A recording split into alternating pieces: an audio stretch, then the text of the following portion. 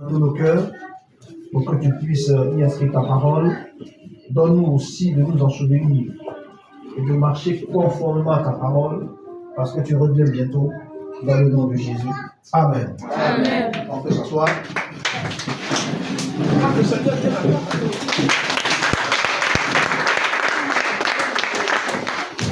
Voilà, le Seigneur est fidèle, il est bon. Et c'est pour moi aussi une joie de me retrouver encore une fois de plus ici. En ce moment, chez lui, il pleut beaucoup. Il pleut à Soubré. Voilà, ce matin, on m'a dit, là, il a fortement plu. Vous savez, les chrétiens, quand le temps est nuageux, quelle que soit, en tout cas, la localité ou la ville, c'est une très bonne excuse pour ne pas venir à l'église. Et voyez-vous, comme je le dis souvent, il y a des situations devant lesquelles nos excuses tombent simplement. Devant l'argent, je ne vois pas quelqu'un qui ne va pas prendre des dispositions pour sortir sous la pluie. On dit viens chercher 250 000, même s'il pleut, tu vas t'arranger. En tout cas, tu vas mettre tes habits dans le sachet, tu vas porter culotte derrière les quais, puis tu cours aller chercher l'argent. Et tu restes là-bas, quand ça finit, tu rentres. Donc voyez-vous, aimons Dieu plus que toute autre chose. Alors je voudrais ce matin vous raconter une histoire. L'histoire se déroule dans un royaume. C'est-à-dire qu'un roi avait un premier ministre. Et le premier ministre avait un domestique. Un domestique qui lui était très attaché, un domestique qui était obéissant. Et un jour, le roi a dit à son domestique de ne jamais le réveiller, de ne jamais frapper à la porte de sa chambre entre 7h et 8h. C'est-à-dire que, quel que soit l'invité, quel que soit le problème, il ne devait jamais toquer à sa porte. Et c'est ce qu'il faisait. Mais un jour, le roi arriva chez le premier ministre, il voulait le rencontrer. Alors le domestique était très embarrassé parce qu'il ne savait pas quoi dire au roi. Il avait reçu des instructions de son patron. Or, il sait que le roi, c'est le patron de son patron. Qu'est-ce qu'il allait dire au roi? Il tournait sur lui-même. Et le roi s'est aperçu qu'il y a un problème qu'il n'avait pas. Il lui a demandé, est-ce qu'il y a quelque chose qui ne va pas? Et le domestique lui dit, mon patron m'a dit de ne jamais toquer à la porte de sa chambre avant 8h. De ne jamais le déranger, quel que soit l'invité. Or, je sais que toi, tu es le patron de mon patron. Donc, ça me met un peu mal à l'aise. Le roi lui a dit, il n'y a pas de problème. J'attends. Le roi s'est assis et il a attendu. Peu après 8h, la porte s'ouvrit et le premier ministre sortit. Quand il est sorti, il a vu le roi, il dit, ah mon roi, vous êtes là il y a longtemps? Il dit, oui, il y a longtemps, je suis là depuis 7h. Mais ton domestique m'a dit que tu lui as donné l'ordre de ne jamais te déranger avant 8h, quelle que soit la personne qui te rendait visite. Il dit, oui, c'est vrai. Il dit, mais pourquoi? Il dit, parce qu'à cette heure-là, tous les jours, je parle avec le roi de tous les rois.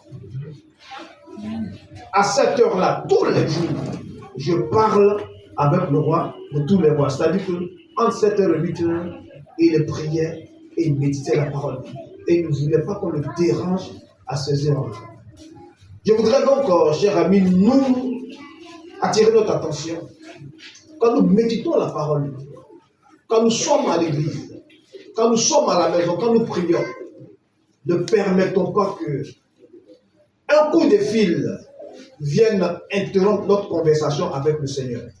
Ne permettons pas que un invité ou un intrus vienne rompre la conversation que nous avions entamée avec le Seigneur.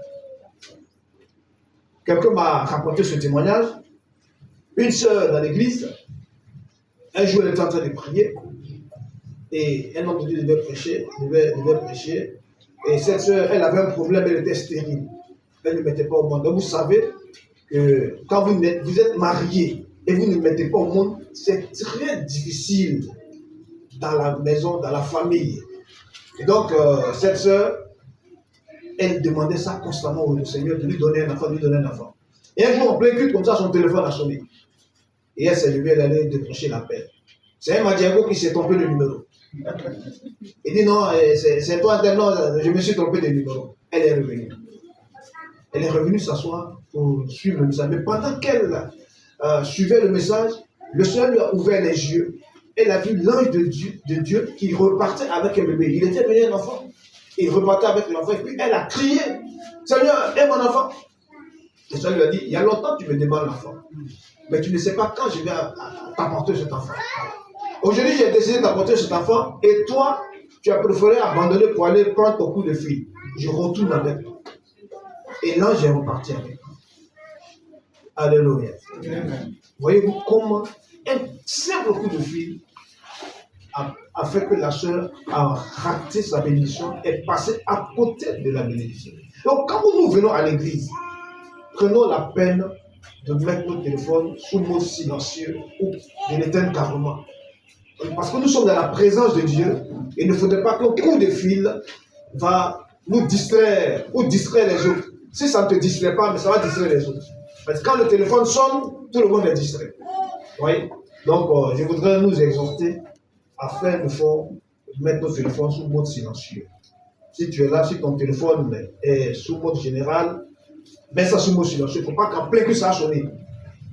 Je ne le dis pas parce que je suis ici, mais je le dis chaque fois que vous êtes à l'église, quel que soit l'homme de Dieu qui est là, chaque fois que vous êtes à l'église, quand vous franchissez la porte, mettez votre téléphone sous mode silencieux. C'est très très important. Amen. Parce que rien n'est plus important que la présence de Dieu. Rien n'est plus important que la présence de Dieu. Nous allons donc prendre la Bible dans le livre de la Genèse. Genèse chapitre 37. Genèse chapitre 37. Je vais faire la lecture du verset 1 jusqu'au verset 4. Je pense que c'est une histoire que nous connaissons bien. Mais il m'a plu de pouvoir lire ce matin. Jacob, ah d'accord. Ouais, chez nous là-bas c'est comme ça, à s'ouvrir. Quand on va lire, tout le monde se tient debout. Par respect pour la parole de Dieu. Jacob demeura dans le pays de Canaan, où avait séjourné son père. Voici la postérité de Jacob. Joseph, âgé de 17 ans, faisait paître le troupeau avec ses frères.